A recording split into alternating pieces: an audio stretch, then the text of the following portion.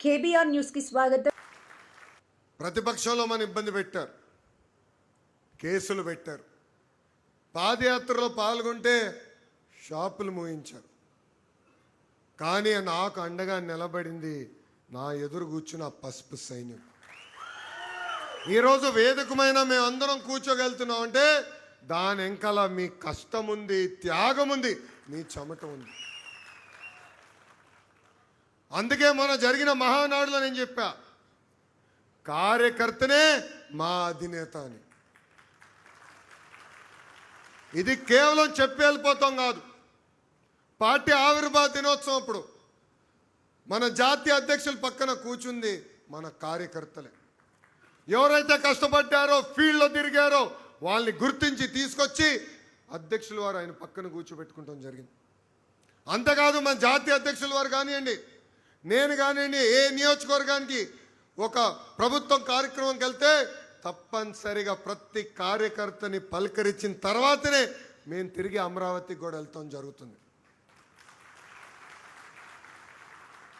కార్యకర్త అధినేత నా ఆలోచన నాకు ఎందుకు వచ్చిందంటే, మనందరం చూసాం ప్రతిపక్షంలో మెడపై కత్తి పెట్టి తోట చంద్రయ్య చేత ఒక్కసారి వాళ్ళ నాయకుడికి జయగొట్టమని చెప్పారు. కానీ తోట చంద్ర ఏమన్నాడు? జై తెలుగుదేశం, జై చంద్రబాబు అని ప్రాణాలు కోల్పోయాడు. ఇట్లా ఎంతోమంది కార్యకర్తల త్యాగం ఉంది.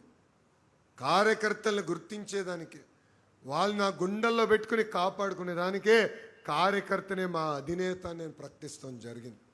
అందుకే ఇక్కడ ఉన్న మిమ్మల్ని అందరికీ పిలిపిస్తున్నా, వేదికమైన ఉన్న వాళ్ళందరూ కూడా పిలిపిస్తున్నా. కార్యకర్తలకు అందుబాటులో ఉండాలి, నిరంతరం కార్యకర్తల కోసం పనిచేయాలి. కేవలం సంక్షేమ అభివృద్ధి కాదు, కలయిక అవసరం, కూర్చుని మాట్లాడుకుంటూ అవసరం. మీరందరూ చూశారు గడిచిన 2 సంవత్సరాలు ఎన్ని ఆర్థిక ఇబ్బందులున్నా ఒక అద్భుతమైన సంక్షేమ అభివృద్ధి కార్యక్రమాలు మనం చేస్తున్నాం. ఇక్కడున్న అందరూ ఆలోచించాలి. చాలీ 200 రూపాయల పెన్షన్ని 2000 రూపాయలు చేసింది ఎవరు? మన నాయకుడు చంద్రబాబు నాయుడు గారు. అదే పెన్షన్ని తిరిగి 4000 రూపాయలు తొలి సంతకంలో చేసింది కూడా మన ఎన్డీఏ ప్రభుత్వం. ఒక పెన్షన్ల కోసం ప్రభుత్వం సుమారుగా 35,000 కోట్ల రూపాయలు ప్రతి సంవత్సరం ఖర్చు పెడుతుంది. ఇంకో పక్కన తల్లికి వందనం. ఎన్నికల ముందల హామీ ఇచ్చాం, ఇంట్లో ఎంతమంది బిడ్డలుంటే అంతమంది బిడ్డలు తల్లికి వందనం ఇస్తాన్నాం. ఇచ్చిన హామీ మనం నిలబెట్టుకున్నాం.